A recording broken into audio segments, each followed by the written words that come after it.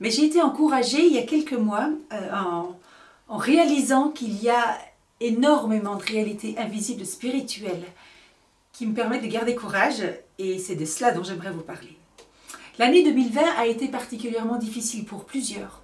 Et peut-être que vous commencez cette année 2021 avec encore autant d'appréhension, parce que vous faites face à des épreuves qui sont insurmontables. Je ne sais pas en tout cas dans quel esprit vous êtes, mais si demain et les jours suivants sont pour vous des jours remplis de détresse, remplis de montagnes infranchissables, alors j'aimerais relire avec vous un passage qui se trouve dans le 2e livre des Rois, au chapitre 6. Et il s'agit d'un épisode de la vie d'Élisée, un prophète que j'ai redécouvert l'année dernière et qui pour moi est vraiment source d'enseignements incroyables.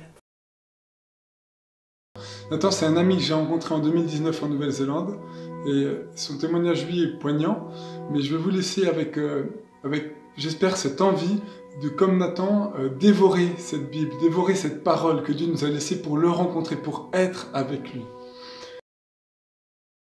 Il est intéressant de noter que ces trésors dans le ciel ne se détruisent pas. Alors ça veut probablement dire qu'ils sont éternels. Et qu'est-ce qui est éternel? Eh bien, l'amour, si on en croit 1 Corinthiens 13. Alors, en conséquence, je crois que tout ce que l'on fait par amour pour le Seigneur, tout ce que l'on fait par amour pour ses semblables, eh bien, lorsque j'agis comme ça, eh bien, j'ajoute un trésor par-dessus tous mes trésors qui sont dans le ciel. C'est ainsi que j'ai traité Dieu. C'est ainsi que j'ai traité Dieu. Je m'implique dans mon travail ou dans une autre tâche, ou bien il peut y avoir des tonnes de choses que je justifie comme étant productives et serviables pour les autres.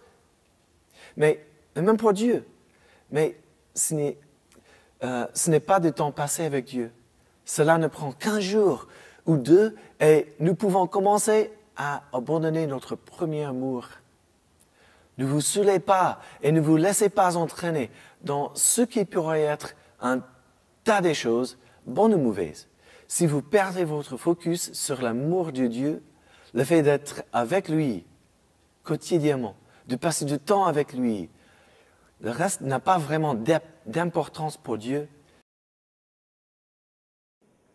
Nous encourager à vivre la communion fraternelle, c'est-à-dire des bonnes relations dans l'Église.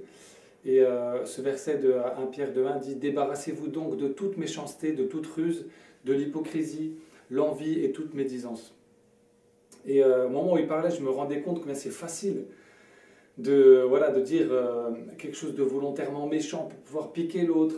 Quand on est énervé, facile de ne pas dire les choses clairement, mais d'essayer de les arranger un petit peu à notre sauce pour essayer de certains côtés arriver à nos fins, sans être vraiment clair par la ruse. Combien c'est facile en fait de médire sur quelqu'un d'autre. Combien c'est facile de cacher ses fautes pour ne pas avoir honte en fait. Vous voyez comment apparaissent ces bourgeons sur les arbres? C'est, je pense, des petits cadeaux avec des belles couleurs quand les fleurs arrivent pour nous aider à patienter en attendant de voir le fruit.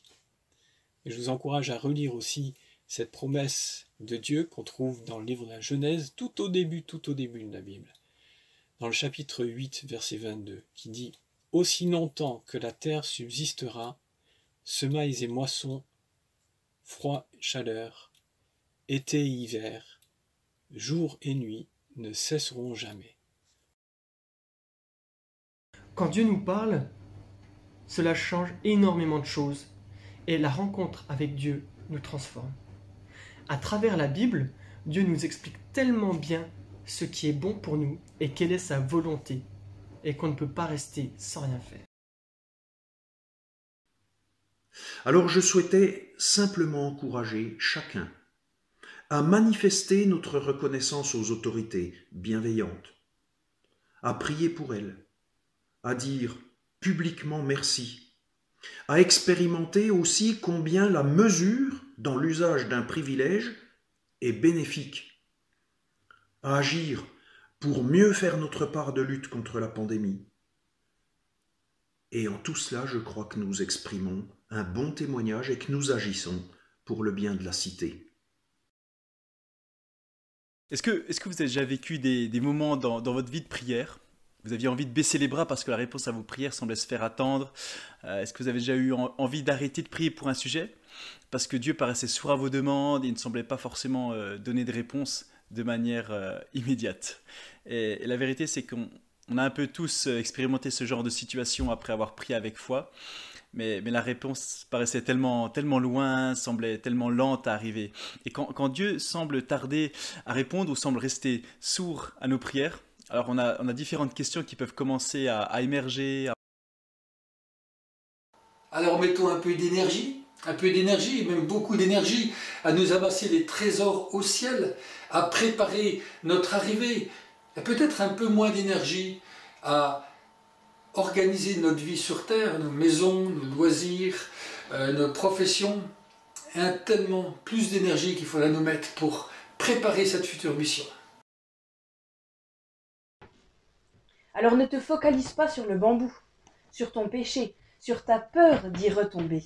Focalise-toi sur Dieu, nourris-toi de lui, regarde à lui. Fais de l'Éternel tes délices, parce que là où est ton trésor, ton attention, là où est-ce que tu affectionnes, là où, ce sur quoi tu concentres ton regard, c'est là que sera ton cœur. Il arrive à chacun d'entre nous, pendant notre vie, de traverser des périodes difficiles, des épreuves inattendues. Pour vous qui écoutez en ce moment, avez-vous des difficultés à ramer? Est-ce que tu rames en ce moment? On emploie cette expression quelquefois. Quand les difficultés de la vie nous oppressent, maladie, chômage, séparation, solitude. Si tu as remis ta vie dans les mains de Jésus, il te voit dans tes difficultés et il est prêt à ramener le calme, à apaiser la tempête. Un message qui est venu sur mon cœur pendant que je lisais l'Épître aux Hébreux. L'Épître aux Hébreux, c'est une épître de mise en garde. C'est une épître d'encouragement et en même temps de mise en garde à la persévérance. Et je vais simplement lire un verset sur lequel j'aimerais m'arrêter en particulier, c'est dans le chapitre 3 au verset 12 et qui dit « Faites attention, frères et sœurs, qu'aucun de vous n'ait un cœur mauvais et incrédule qui le détourne du Dieu vivant. »